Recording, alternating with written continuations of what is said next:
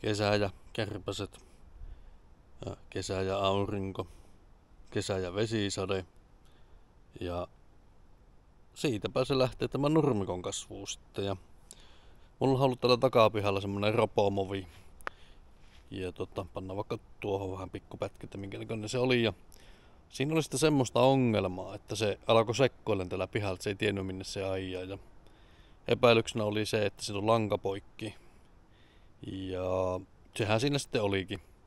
Mutta toisaalta se oli sitten jo 6 vuotta ollut leikkaamassa tällä takapihalla, niin ajattelin näin, että eiköhän se olisi Seppokin aika päästää vähän eläkepäiville ja siirsin sen tuonne etupihalle sitten leikkaan pienempää aluetta ja laitoin langaa sinne uudestaan. Ja päädyin sitten hommaan tähän takapihalle uuden Gardenan robotin ja pannaanpa se malli taas vaikka tuohon noin. Ja sitten miksi Gardena, niin oli Motonetissa tarjouksessa. Ei ole kaupallisessa yhteistyössä eikä mitään muutakaan, mutta otin sen sieltä, osat tulemaan hyllyssä. Ja sitten otin semmosen mallin, missä on tämä älytoiminnot mukana. Ja mien sitä asennuksesta enkä käyttöä tuossa tehdä videota, niitä on läjäpäin tällä niitä videoita olemassa niistä, niin ne kyllä löydätte itekin. Mutta nyt tämän sanotaan 2 kuukauden kokemukset tästä Gardenasta, että mitä mä oon ollut sitä mieltä ja mitä ajatuksia tulee, niin aletaanpa käymään sitä läpi. Tämmönen Gardena. Ja sitten mä päädyin ottaan siihen, tai no itse asiassa johtui sitä Motonetin tarjouksesta, niin tämä katos tuli niinkö kaupantekijäisinä tai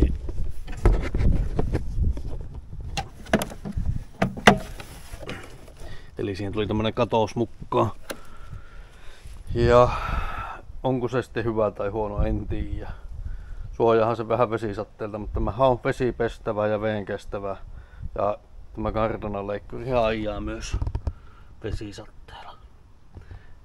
Se ei pyssäytä ja käyttöpaneelihan on täällä älyttömän likainen jo ihan muutamassa kuukaudessa. Ei ole haitannut mitään, kaikki napit toimii siitä huolimatta. Leikkuukorkeuden säätö on tossa. Ja eipä tässä oikeastaan sielläkin kun tämä on laitettu paikalle, niin ole tarvinnut tehdä mitään. Ja se mikä minusta se Gardenassa on sitten huomioitavaa, niin kattokaapa missä se on valmistettu. Husqvarnan tehtaalla Ruotsissa. Eli tämähän on periaatteessa Huskun tehtaalla valmistettu, vaikka onkin Gardenan nimellä. Ja niin, no ei tästä kopaasta ja latausasemasta tämä enempää. Sovelluksesta ei oikeastaan muuta, pannaan tähän vaikka tuohon reunalle vähän näkymään, että minkä näköinen tämä sovelluksen näyttö on. Ja siinähän ei ole oikeastaan mitään kummallisuuksia siinäkään. Tämä on oikeastaan aika simppeliä tekniikkaa kaikilta puolin. Eikä niihin tarvitse oikeastaan koskaan käydä koskemassa. Pelaa kyllä ihan hyvin. Sitten mikä on niin iso ero verrattuna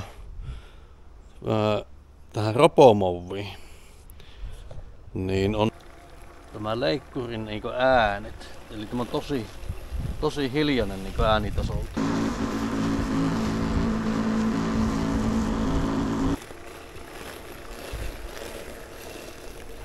Ja sitten mikä on niin huomattavan paljon parempaa vanhaan leikkurin verrattuna, niin tämä osaa nämä reunat käsitellä paljon paremmin.